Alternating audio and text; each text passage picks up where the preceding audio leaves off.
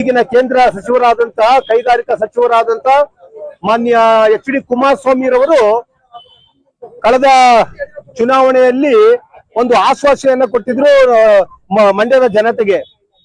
ನನಗೆ ಚುನಾವಣೆಯಲ್ಲಿ ನೀವು ಗೆಲ್ಲಿಸಿದ್ದೇ ಆದರೆ ಅದರ ಮಾರನೇ ದಿನಕ್ಕೆ ನಾನು ಕೇಂದ್ರ ಸರ್ಕಾರದಿಂದ ಮೇಕೆದಾಟು ಯೋಜನೆಗೆ ಅನುಮತಿಯನ್ನು ಕೊಡಿಸ್ತೇನೆ ಒಂದೇ ದಿನದಲ್ಲಿ ಅಂತ. 2.5 ವರ್ಷಗಳು ಹತ್ತತ್ರ ಆದ್ರೂ ಕೂಡ ಇದುವರೆಗೂ ಕೂಡ ಮಾನ್ಯ ಕೇಂದ್ರ ಸಚಿವರು ಕುಮಾರಸ್ವಾಮಿ ಅವರು ಪ್ರಧಾನಮಂತ್ರಿಯವರ ಬಳಿ ಹಾಗೂ ನೀರಾವರಿ ಸಚಿವರ ಬಳಿ ಈ ಒಂದು ಮೇಕೆದಾಟು ಯೋಜನೆಗೆ ಅನುಮತಿ ಕೊಡಿಸುವಲ್ಲಿ ಮೀನಾಮೇಷ ಎಣಿಸ್ತಾ ಇದ್ದಾರೆ. ಈ ಮೂಲಕ ಕರ್ನಾಟಕದ ಜನತೆಗೆ ಅನ್ಯಾಯವನ್ನ ಮಾಡ್ತಾ ಇದ್ದಾರೆ. ಮತ್ತು ಕೇಂದ್ರ ಸಚಿವರಾಗಿ ಇವರು ಅವಾಗವಾಗ ಹೇಳ್ತಾ ಇರ್ತಾರೆ, ಮಂಡ್ಯದಲ್ಲಿ ನಾನು ಕೈಗಾರಿಕೆ ಸ್ಥಾಪನೆ ಮಾಡೋದಕ್ಕೆ ಮುಂದಾಗಿದ್ದೇನೆ, ರಾಜ್ಯ ಸರ್ಕಾರ ಜಮೀನನ್ನ ನೀಡುತ್ತಾ ಇಲ್ಲ ಅಂತ ಹೇಳಿ ಒಂದು ಟೀಕೆ ಮಾಡ್ತಾ ಇದ್ರು. ಇವರ ಒಂದು ಹೇಳಿಕೆಯನ್ನು, ಇವರ ಒಂದು ಅಭಿಪ್ರಾಯವನ್ನು ಪುರಸ್ಕರಿಸಿ ಮಾನ್ಯ ಮುಖ್ಯಮಂತ್ರಿಗಳು ಬಜೆಟ್ ನಲ್ಲಿ ಮಂಡ್ಯ ಜಿಲ್ಲೆಯಲ್ಲಿ 100 ಎಕರೆ ಜಮೀನನ್ನ ಗೊತ್ತುಪಡಿಸಿದ್ದಾರೆ, ಘೋಷಣೆಯನ್ನ ಮಾಡಿದ್ದಾರೆ.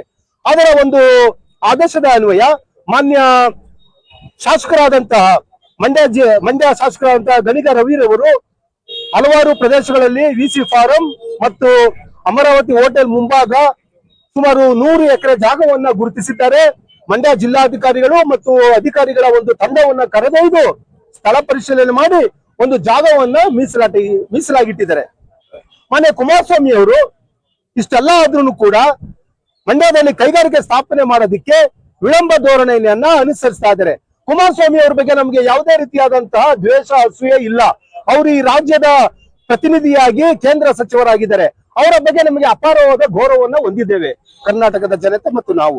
ಆದರೆ ನೀವು ನೀಡುತ್ತಿರುವಂತಹ ಆಶ್ವಾಸನೆ ಸುಳ್ಳಾಗಿದೆ. ಕರ್ನಾಟಕದ ಜನತೆಗೆ ನೀಡಿರುವಂತಹ ಭರವಸೆಯನ್ನು ಈಡೇರಿಸುವಲ್ಲಿ ವಿಫಲರಾಗಿದ್ದೀರಾ. ಮಂಡ್ಯ, ಹಾಸನ, ಬೆಂಗಳೂರು, ಮೈಸೂರು ಇಲ್ಲೆಲ್ಲವೂ ಕೂಡ ಕೈಗಾರಿಕೆಗಳ ಸ್ಥಾಪನೆ ಮಾಡೋದಕ್ಕೆ ಮುಂದಾಗಬೇಕಾಗಿತ್ತು. ಇದುವರೆಗೂ ಆಯ್ತು ಕೂಡ ಒಂದೇ ಒಂದು ಕೈಗಾರಿಕೆಯನ್ನ ಕರ್ನಾಟಕ ರಾಜ್ಯದಲ್ಲಿ ಸ್ಥಾಪನೆ ಮಾಡಿಲ್ಲ ನಿಮ್ಮ ಒಂದು ಸಚಿವಾಲಯದಿಂದ. ನೀವು ಹೇಳಿರುವ ಹಾಗೆ ಬೇಡಿಕೆಗಳು ಇವು 2 ಬಹು ಮುಖ್ಯವಾದ್ದು. ಒಂದು, ಮಂಡ್ಯದಲ್ಲಿ ಶೀಘ್ರಗತಿಯಲ್ಲಿ ಕೈಗಾರಿಕೆ ಸ್ಥಾಪನೆಯನ್ನ ಮಾಡೋದಕ್ಕೆ ಮುಂದಾಗಬೇಕು. ಆ ಒಂದು ಮಂಡ್ಯದ ಜನಪ್ರತಿನಿಧಿಗಳಿದ್ದಾರೆ, MLA-ಗಳಿದ್ದಾರೆ, ಜಿಲ್ಲಾ ಉಸ್ತುವಾರಿಗಳು ಇದ್ದಾರೆ. ಅವ್ರನ್ನೆಲ್ಲರೂ ಕೂಡ ಒಂದು ಕರೆದು ಒಂದು ಸಭೆ ಮಾಡಿ, ಪೂರ್ವಭಾವಿ ಸಭೆಯನ್ನ ಮಾಡಿ ಕೈಗಾರಿಕೆ ಸ್ಥಾಪನೆ ಮಾಡೋದಕ್ಕೆ ಯಾವ ರೀತಿಯಾದಂತಹ ನೀಲನಕ್ಷೆಯನ್ನ ತಯಾರಿಸಬೇಕು ಅನ್ನೋದ್ರ ಬಗ್ಗೆ ಸರ್ಕಾರ ಜೊತೆ ಮಾತಾಡ್ಬೇಕು.